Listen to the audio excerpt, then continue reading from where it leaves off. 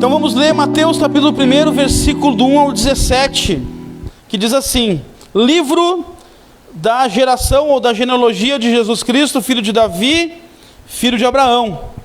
Abraão gerou Isaque, e Isaque gerou Jacó. E Jacó gerou a Judá e seus irmãos. E Judá gerou de Tamar a Pérez e a Zerá. Pérez gerou a Esrom, e Esrom gerou a Arão. E Arão gerou a Aminadab. Aminadab gerou Naasson, Naasson gerou Salmão, e Salmão gerou Raabe. Muitos nomes aqui bons para colocar num filho, assim, né? Bem legal os nomes. De Raabe a Boaz, e Boaz gerou de Rute a Obed. E Obed gerou Jessé. E Jessé gerou ao rei Davi. E o rei Davi gerou a Salomão, da que foi mulher de Urias. E Salomão gerou Roboão. Roboão gerou Abias. E Abias gerou a Asa. E Asa gerou a Josafá. E Josafá gerou a Jorão. Jorão gerou a Uzias. Uzias gerou a Jotão. E Jotão gerou a Acás. E Acás gerou a Ezequias. E Ezequias gerou a Manassés. E Manassés gerou a Amon. E Amon gerou a Josias. E Josias gerou a Jeconias. E a seus irmãos na deportação para a Babilônia. E depois da deportação para a Babilônia, Jeconias gerou a Salatiel, e Salatiel gerou a Zorobabel. E Zorobabel gerou a Abiúde. E Abiúde a Elaquim, e Elaquim gerou a Azor, e Azor gerou a Sadoc. Sadoc gerou a Iaquim. Peraí que não foi toda a minha cola aqui. Eu parei no 14, né? No 15, Eliúde gerou Eleazar, Eleazar gerou Matã, Matã gerou Jacó, Jacó gerou José, marido de Maria, do qual nasceu Jesus, que é chamado Cristo. Assim, ao todo, houve 14 gerações de Abraão a Davi, 14 de Davi ao exílio da Babilônia, e 14 do exílio até o Cristo. Amém. Aí você pensar, o que o pastor vai falar com esse monte de nome aqui, né? Para você saber quem são, né? Mas, geralmente, a gente, quando passa pelas genealogias, a gente pula, né? Vai lá em Números, em Levítico, em Crônicas, aqui no Novo Testamento, genealogia, assim, vou pular isso aqui, né? Não precisa saber o nome de quem é quem, né? Mas não, tem muita coisa que é para a gente falar numa genealogia. Então, a mensagem dessa noite, quem é que lembra, quem estava na época, quando eu preguei sobre a genealogia de Jesus, levanta a mão. Mas lembra que eu preguei a mensagem. Amém, tá bom, amém. Mas muita gente não estava, né, também. Então, eu dei o nome dessa mensagem de A Família do Rei, porque aqui está a genealogia da família do rei Jesus, né, os seus ascendentes, né, os seus antecessores, quem é que veio antes dele, da onde que ele veio, que raiz é essa, que árvore é essa, que árvore genealógica é essa, que veio o rei Jesus. Mas antes de falar da família de Jesus, que nós vamos falar pontualmente algumas coisas, eu quero falar primeiro da sua família, ou da família das pessoas, né, que não estão nessa genealogia, mas aqui está a família de Cristo. Mas, primeiro, então, vamos pensar um pouco. Como é a sua família? Quem é a sua família? Quem é a árvore genealógica da sua família? De que árvore você vem? Quem são os seus parentes? Quem são os seus tios, seus pais, seus avós, seu bisavô, sua bisavó, seu tataravô? Veio da onde? Veio fugido da guerra? É de algum outro país? Ou é daqui mesmo? Quem são essas pessoas que vieram antes de você? E que história a tua família tem? Então, são muitas histórias. Qual é a história familiar da sua família? Qual é a história da genealogia? Existem diversos tipos de famílias. Em alguns casos, histórias terríveis. Que dá um programa de TV, né? O Casos de Família. De repente a sua família pode ser um caso de família. Mas tem muitos casos de família. Quantas pessoas vivem histórias que se envergonham de contar, que não gostam de lembrar. Histórias que causam medo, medo de como vai ser o futuro da família, como que vai ser o futuro da minha família, o futuro dos meus filhos, dos meus netos, porque a história que a minha família tem é terrível. Não gosto que conte, não gosto que lembre, não gosto que fale, prefiro nem saber. Talvez aqui temos histórias incríveis, de famílias incríveis, que fizeram muito já pela cidade, pelo estado, pelo país, ou simplesmente pela sua família mesmo, pessoas batalhadoras, lutadoras, pessoas que batalharam muito para chegar até você. Mas também temos histórias incríveis, histórias difíceis, histórias que até geram vergonha, são vergonhosas, que de repente, se falar aqui em Taquara o seu sobrenome, alguém vai dizer, conheço, sei quem é. Opa, esse fala muita coisa. Muitas vezes eu já pude constatar isso, né? De, às vezes, falar de alguém, né? E, o fulano, assim, tá, sei quem é. Já sei que, opa, alguma coisa tem aí, né? Então, mas são histórias, às vezes, que são vergonhosas. Talvez eu possa estar falando a pessoas que nem gostam de tocar nesse assunto, que nem gostam de falar nisso, que nem gostam de lembrar da sua história, porque tem casos de famílias traumáticos, pessoas que passaram por traumas, criaram traumas na sua infância, porque os pais eram terríveis, os avós eram terríveis. Pessoas que não foram criadas pelos pais. Talvez aqui pode ter alguém que não foi criado pelos pais, que nem sabe, nem conheceu o seu pai, nem sabe quem é, nem sabe a cor do cabelo dele. Pessoas que têm traumas terríveis de infância, que passaram por situações que não é bom lembrar. Pessoas que talvez ela não passou, mas um parente passou. Talvez pode ter pessoas aqui que são filhos de pais alcoólatras, drogados, ou que cometeram suicídio, cometeram algum crime. Talvez pode ser neto de alguém que criou vergonha na cidade. Você é de outra cidade, mas lá na cidade que você falou no nome do seu parente, meu Deus, as pessoas se arrepiam. Porque tem pessoas que são assim, tem famílias com essa história, tem família com história de droga, de vício, de violência doméstica. Talvez pessoas que estão aqui, ou talvez alguém que vai assistir essa mensagem um dia pelo YouTube, pelo Facebook, pode ter um pai que batia na mãe, e que o filho ficou traumatizado, porque todos os dias ele via a mãe apanhar. E eu conheço um pastor que ele viu a mãe dele apanhar do padrasto, que maltratava ela, que chutava ela, e ele não podia defender porque ele era pequeno, mas ele tinha uma raiva daquele homem. Mas ele viu a mãe dele apanhar todos os dias, e esse cara chutava ela no chão. Imagina uma cena terrível para uma criança, tá vendo a mãe apanhar de um cara que nem o pai dele é. Então tem histórias muito tristes. Crianças que crescem no meio do tráfico, da zona de prostituição. De repente a mãe é prostituta, ou foi prostituta, a avó foi prostituta. De repente o pai fez coisas terríveis, traiu a sua mãe, teve várias mulheres. E é uma vergonha, porque você vê sua mãe triste, desamparada, sofrendo. Histórias que famílias reais passam. Famílias reais passam por situações reais e difíceis. Talvez você possa estar vindo de uma família que teve falta de oportunidade, você não teve oportunidade na vida. Pessoas que não conseguiram concluir o ensino médio, nunca conseguiram cursar uma universidade, porque não teve condições, não teve oportunidade, não conseguiu, porque a família não proporcionava, a família não teve e não proporcionou estudo aos filhos. Quantos jovens deixam de estudar porque tem que trabalhar, porque tem que sustentar a casa, porque precisa, porque a família passa por inúmeras dificuldades. De repente eu posso estar falando para você que vive alguma coisa dessa, ou já viveu algo parecido.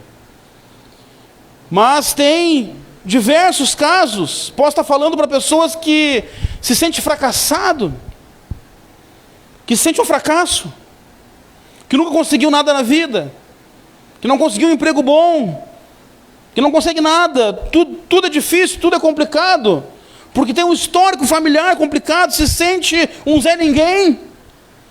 Eu não sirvo para nada, não presto para nada. Meu pai já me dizia que eu não servia, como ontem, né? Nós ouvimos a história engraçada do Will, falando que ele queria ser astronauta, e o pai dele disse, não vai ser astronauta, tu é muito gordo, vai cair o foguete.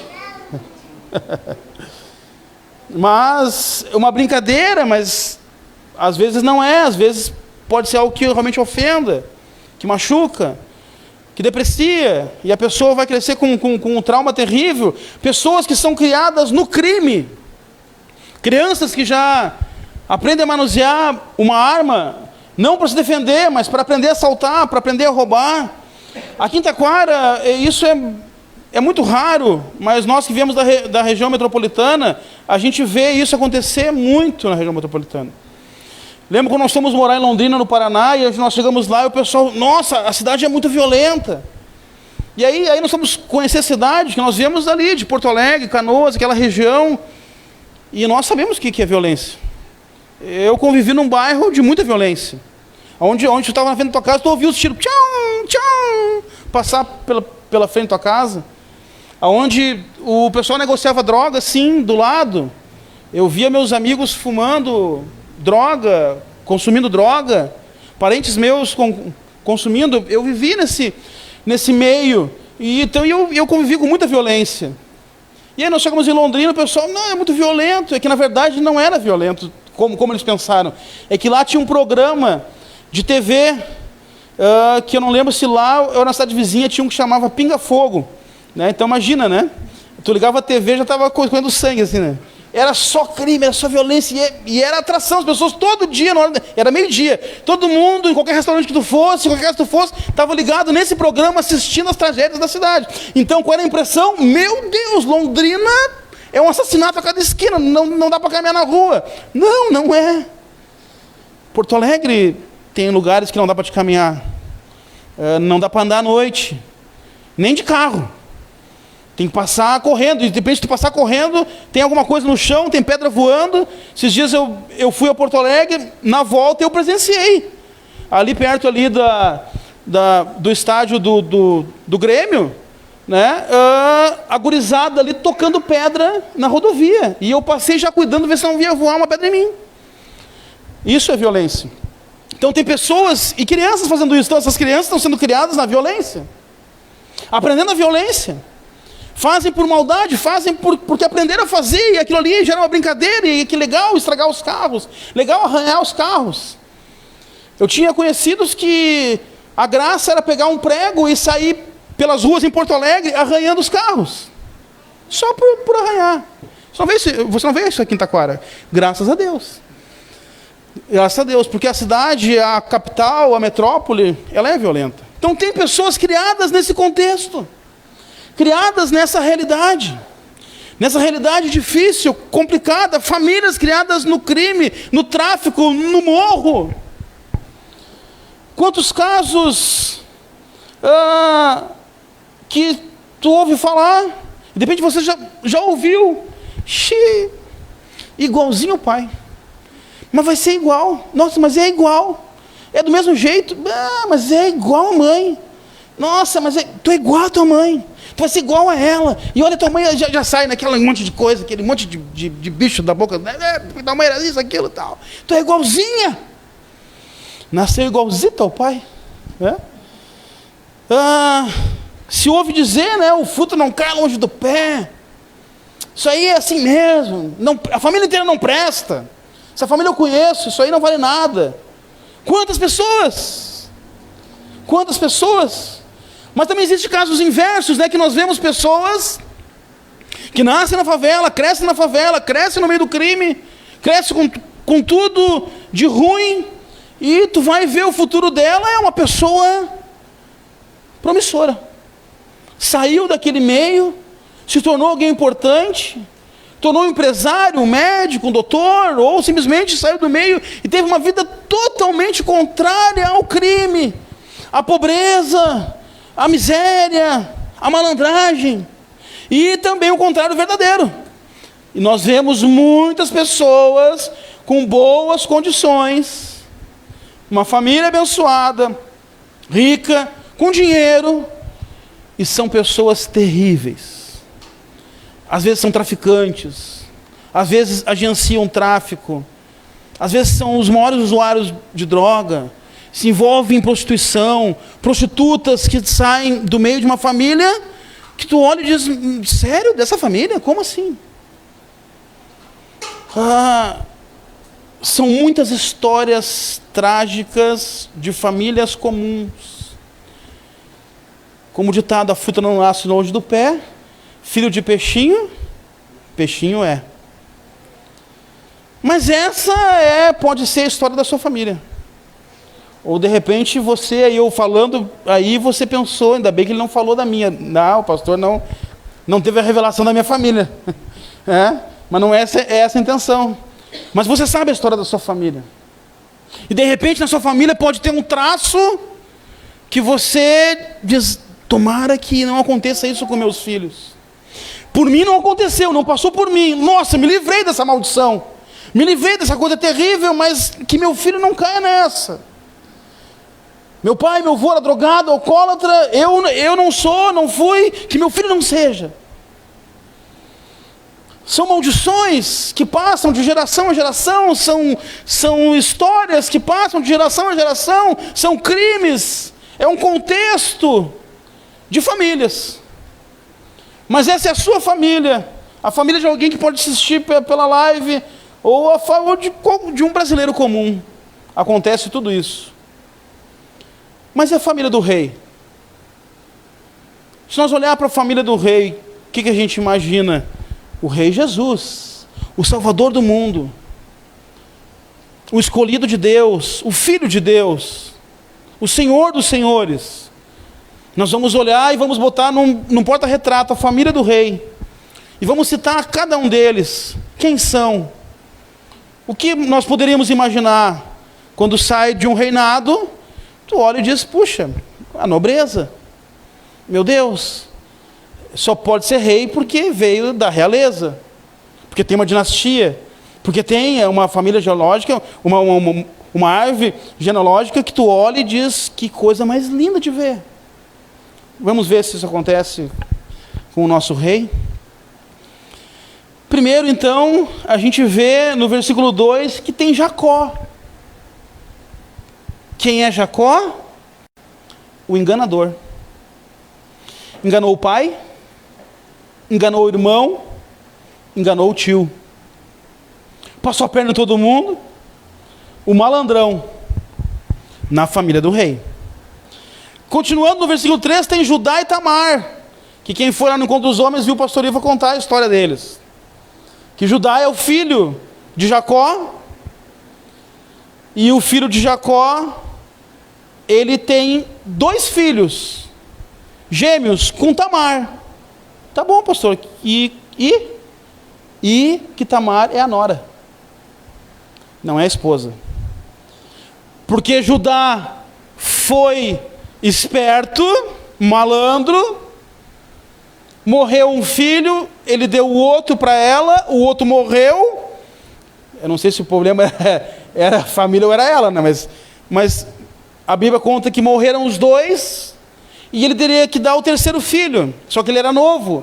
Esse filho tinha que crescer primeiro, porque era a lei do levirato, que precisava o irmão cobrir aquele irmão que faleceu, para que a família continuasse, perpetuasse.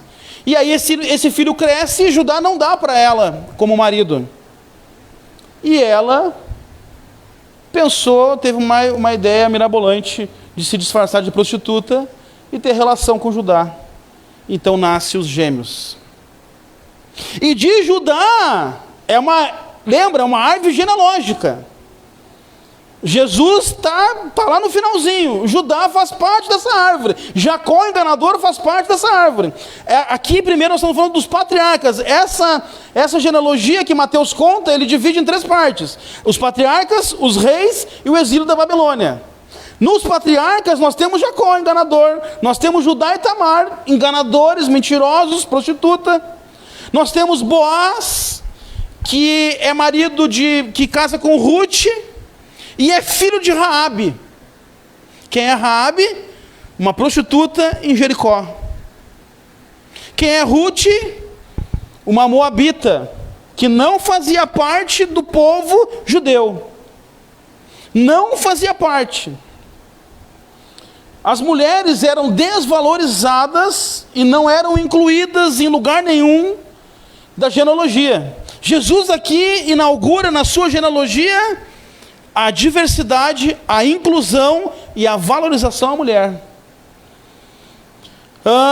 Porque para a história judaica, e você vai ver nas outras genealogias do Antigo Testamento, não vai ter mulher, vai ter só homem.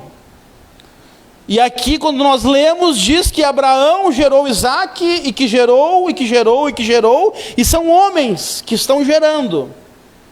Na nossa cultura, quem é que gera o filho? A mulher. Para o judeu, não. Quem gera o filho é o homem.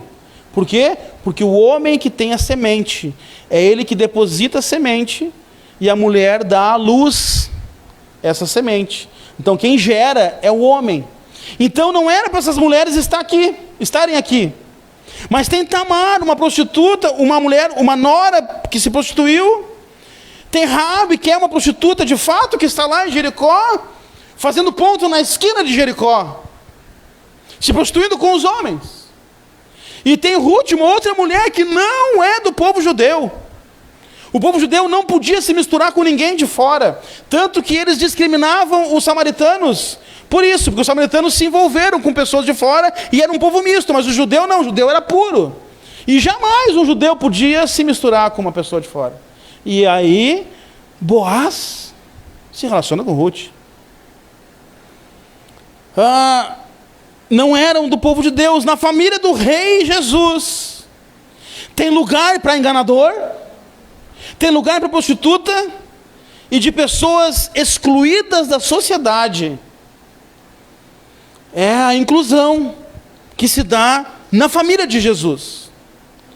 Pessoas onde não são aceitas em nenhum lugar, por causa do seu pecado, por causa da sua etnia, por causa da sua sexualidade, no caso da mulher. Não são aceitas em nenhum lugar, são excluídas, só porque de uma outra raça, só porque não é da mesma cor, não tem a mesma pele, não tem o mesmo cabelo, só porque não tem a mesma sexualidade, são excluídas. Mas na família de Jesus, essas pessoas são aceitas. Aceitas. Isso acontece nos patriarcas. Agora nos reis, na nobreza.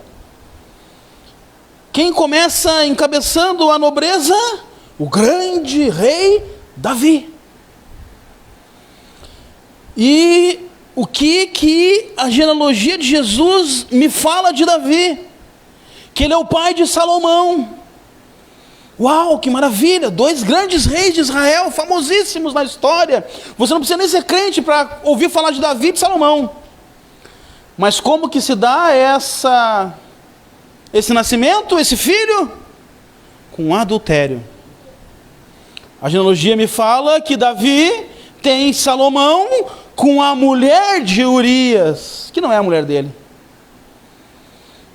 Davi enganou, Davi mandou matar o marido, e Davi tomou a mulher para ele. Um adúltero na genealogia de Jesus. Quem é Salomão? O grande rei Salomão. O grande rei Salomão fez tudo que um rei não deveria fazer. A gente olha para a história da Bíblia e pensa, nossa, o rei Salomão, pois é. O rei Salomão, se fosse hoje, nós estaríamos jogando pedra nele, assistindo aos escândalos na TV. Nós diríamos, não acredito que esse rei está indo aí. Não acredito que, meu Deus, como é que não manda embora esse rei? Como é que o STF não faz alguma coisa? Como é que não... Vamos para a rua, vamos derrubar esse rei. Por quê? Porque ele fez tudo que um rei não podia fazer. Ele acumula para si riquezas, ele é o homem mais rico da Bíblia.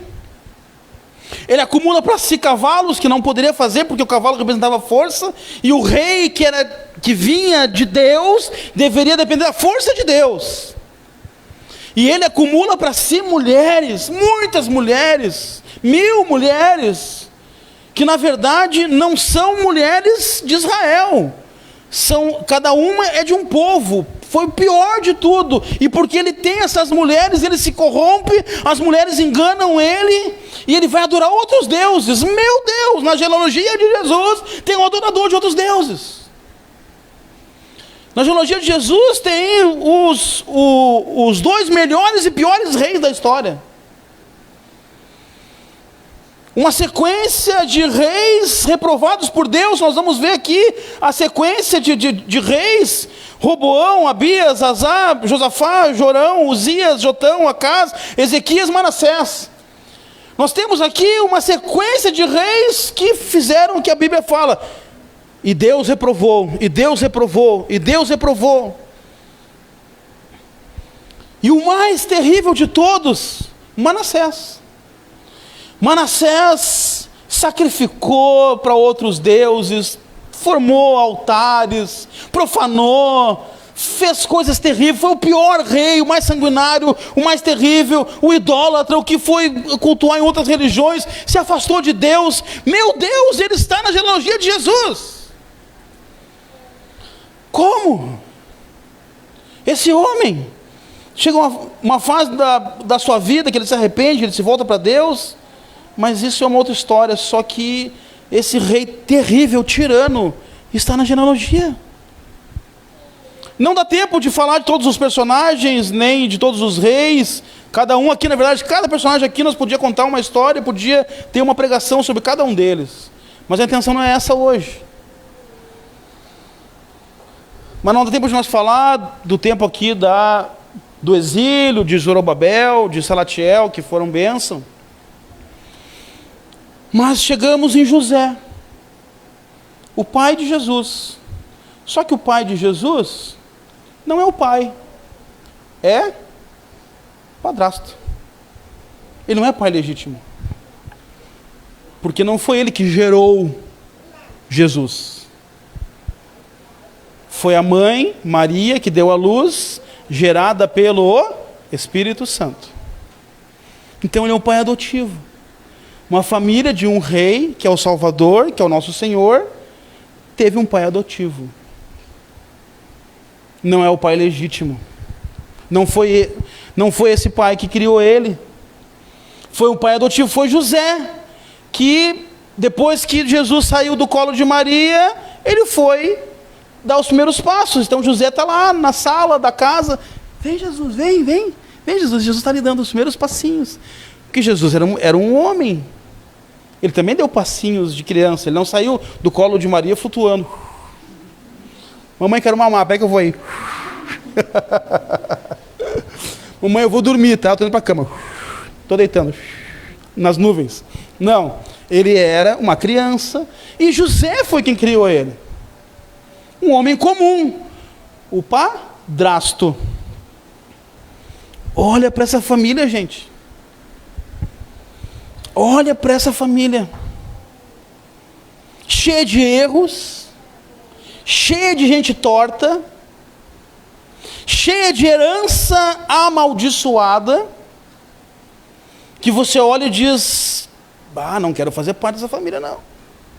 Não quero que um dia pergunte: quem são teus pais? Quem são teus avós? Meu avô parece nome de peixe, né? Salmão, né? Não, mas é o Nasson e o Salmão. Quem são teus pais? Quem foi teu avô? Sabe, já ouviu falar de Manassés? Vai dizer que Manassés era teu avô. Não acredito. Pois é. Então nós temos na história de Jesus aqui prostitutas, enganadores, bandidos, pessoas que fazem coisas terríveis, adoradores de outros deuses. Mas eu quero falar para você apenas 3 lições que nós vamos tirar dessa genealogia. A primeira lição: não importa o seu passado, nem de quem você é filho. Não importa o seu passado e nem de quem você é filho. Não importa qual a sua história e qual a história da sua família. Não importa quem você foi, o que importa é quem você está se tornando em Cristo. Não importa qual é o histórico da sua família, o que importa é o histórico que você está formando daqui para frente em Cristo. Segunda lição: as maldições nas gerações. Não importa as maldições que vêm perpetuando na história da sua família. Meu avô era alcoólatra, meu pai foi alcoólatra, eu não quero ser alcoólatra, que meu filho não seja.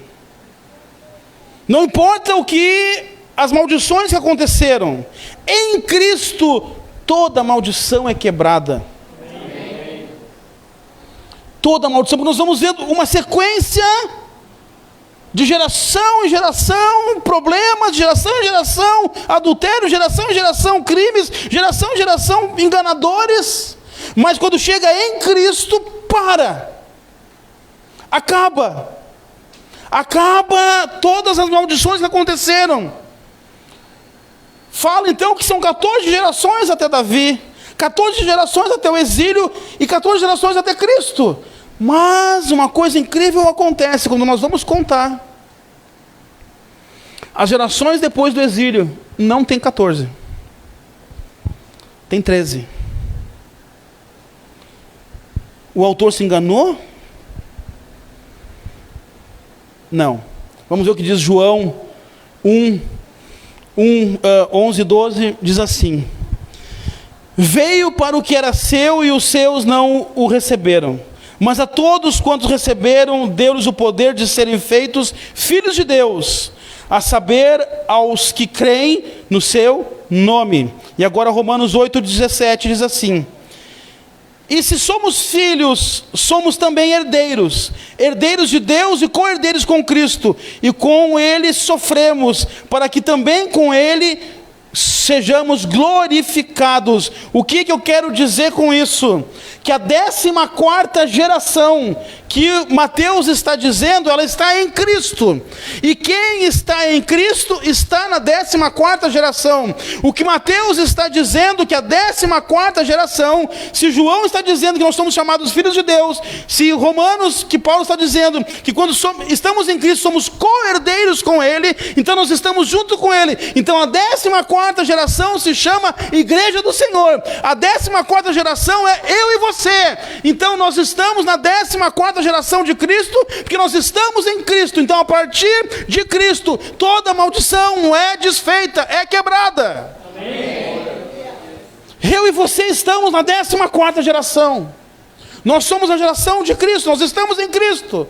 A partir de Cristo, eu e você, a sua família, isso que você lembrou nessa noite, de terrível que foi a sua família, ou é a sua família, das histórias ruins que a sua família tem, tudo isso acaba quando você conheceu Jesus, quando você desceu as águas do batismo, e agora você faz parte da família de Jesus. Amém.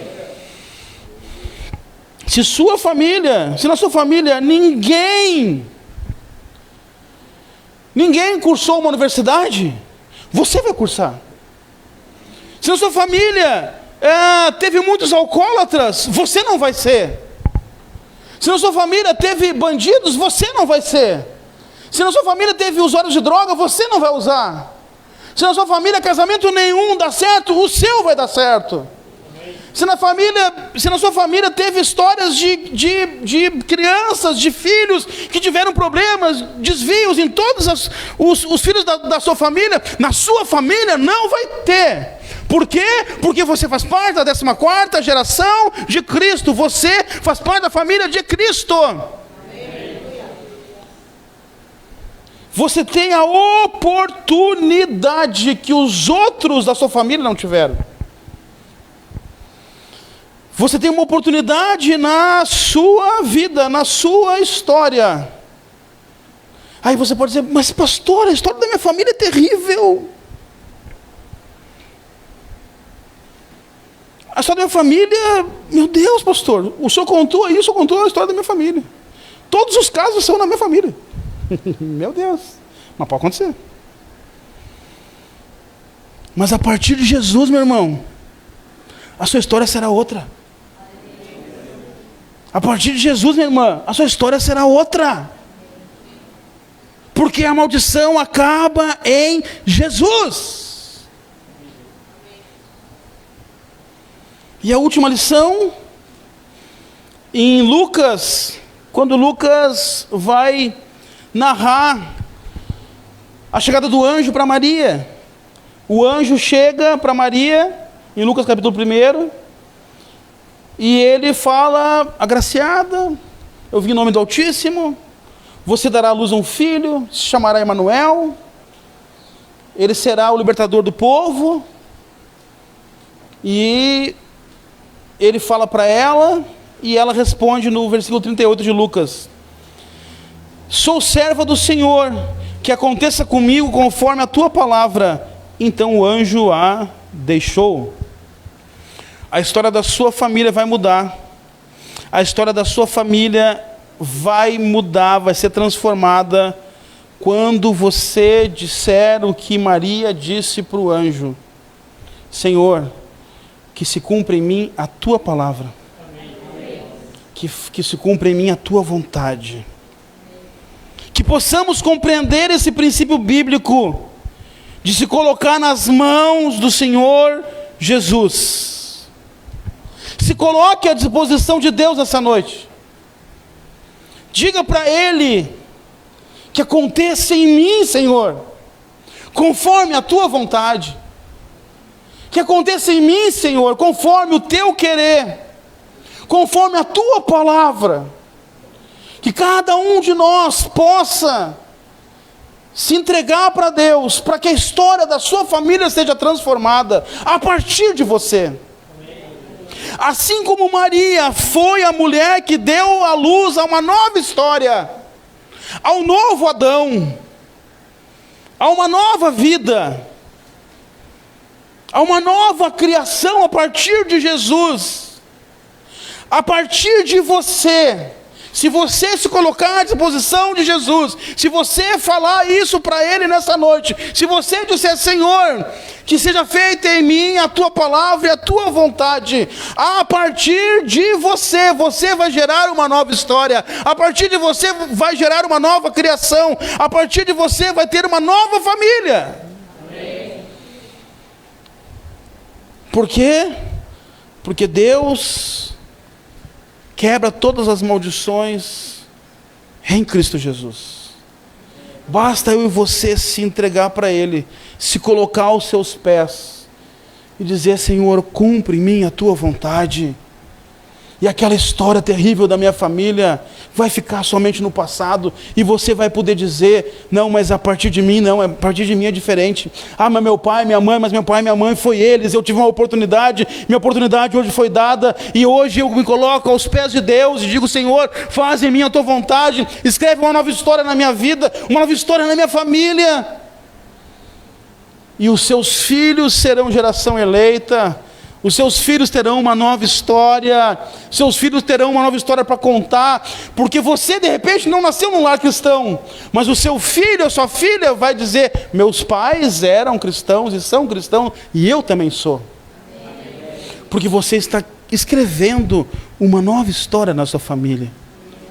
Se alguém pegar e for escrever um livro da sua família, vai ter uma parte talvez não muito boa, mas a partir de um capítulo vai ter só coisas boas, porque agora você entregou a sua vida para Deus, e Deus está escrevendo uma nova história. Jesus é aquele que desentorta as pessoas. Sabe aquela musiquinha, né, que as crianças cantam, né? Como é que é? Conheci um homenzinho torto, que morava numa casa torta, né? Não sei o que, e tudo era torto, Mas Jesus, a sua vida, endireitou.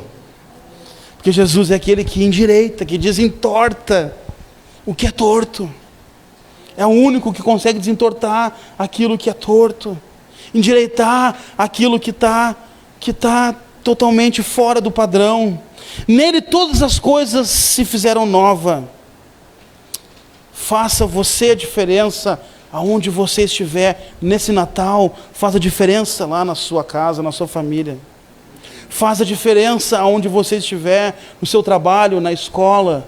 Faça a diferença aonde você for, porque você é nova criatura, nova criação, porque a partir de você vai gerar novas vidas. Você vai gerar filhos na fé e filhos legítimos de sangue. Porque a partir de você uma nova criação será formada. Você faz parte da família de Jesus, foi o que eu falei hoje para Karina. É a sua família, é a nossa família. Nós fazemos parte da família de Jesus. Nós somos co-herdeiros com Ele. Nós somos filhos de Deus.